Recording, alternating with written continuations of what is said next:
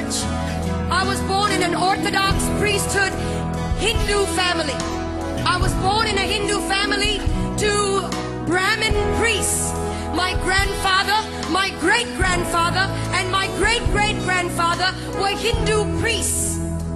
It was unthinkable and offensive for a daughter of a granddaughter of a priest to come away from that system. I was so hungry for God. I was so thirsty for God. When I was born at the age of 6 days old, I was dedicated to Hindu demons in a cave temple. I was left in a cave temple, and from that moment on, my mind, my spirit, and my soul was overtaken by demonic forces that I had no control over. I could not control these forces. They controlled me. Every decision I made, everything I became.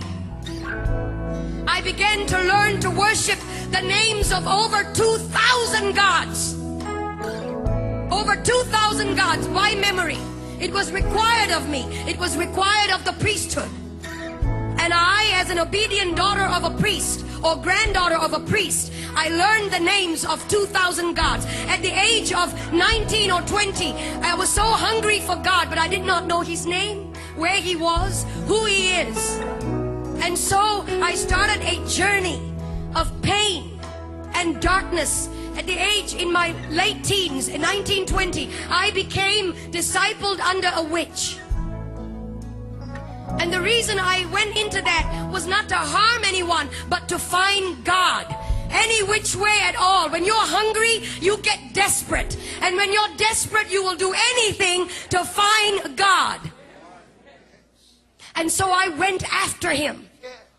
And I didn't find Him in the pages of Hinduism. I didn't find Him in the pages of the priesthood creed. I didn't find Him in the pages of mantras and prayers that I was taught to believe in. I didn't find Him in the rooms of temples.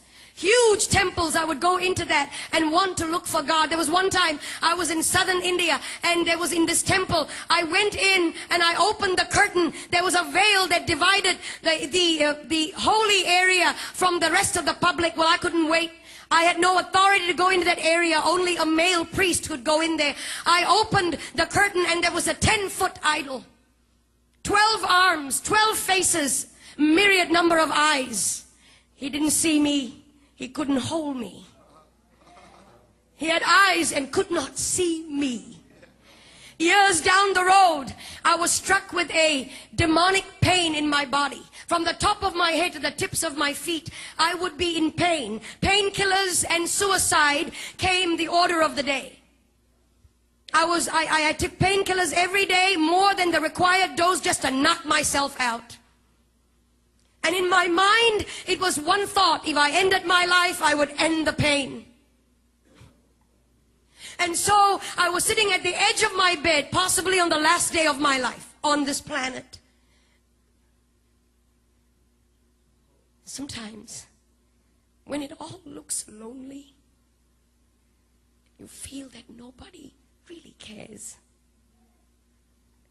Hear me, young people. He's watching over you. He's watching over you.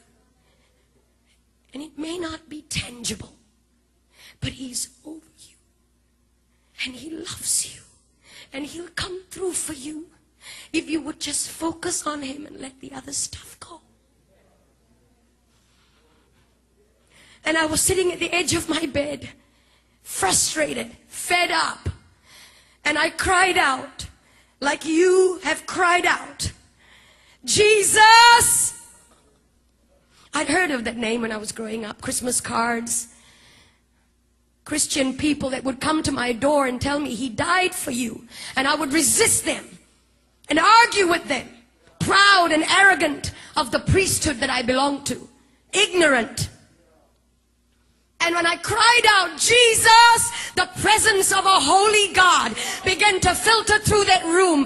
That room was darkened. The lights were switched off. I was sitting on the edge of my bed. I never saw His face, but His voice was as audible as anything that I've ever heard before. I am Jesus. I am God. And He touched my body.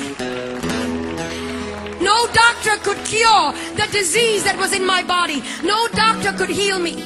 Young man, no doctor could provide the answers. Nothing out there can. And I've been there, done it, and I've tried it. Everything, the darkest road, I've taken it. Gentlemen, and he came to me, he touched my body. In an instant, that disease left my body. In an instant, I was healed. I began to feel his power and his presence course through my body.